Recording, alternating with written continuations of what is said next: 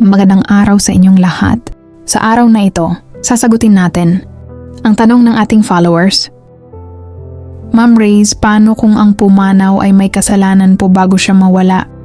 Nakagawa siya ng kasalanan? May iba po siya? Tanggap ba siya ng Panginoon? Kasi hanggang ngayon kahit nagloko ang asawa ko, mahal ko pa rin siya. Nagluluksa pa rin ako. Ma'am, naiintindihan ko po ang bigat ng tanong mo at ang nararamdaman mo. Diyos lang ang humuhusga, awa ng Diyos. Hindi natin alam ang kalagayan ng kaluluwa. Mom, ang mahalaga ngayon ay ang kapayapaan sa puso mo.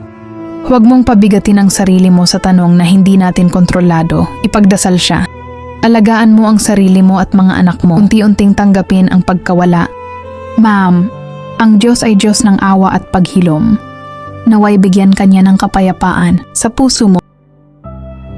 Hindi man natin alam ang buong katotohanan sa totoong buhay. Isang bagay ang totoo. Ang Diyos ay hindi Diyos ng parusa lang.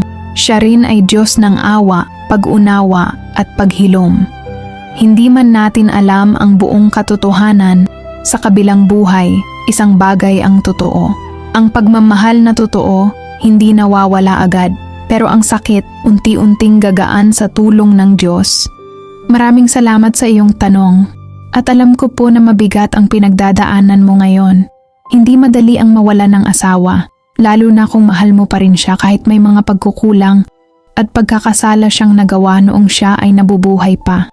Kapayapaan sa iyong puso, Ma'am. Nandito lang po ako para makinig at umalalay.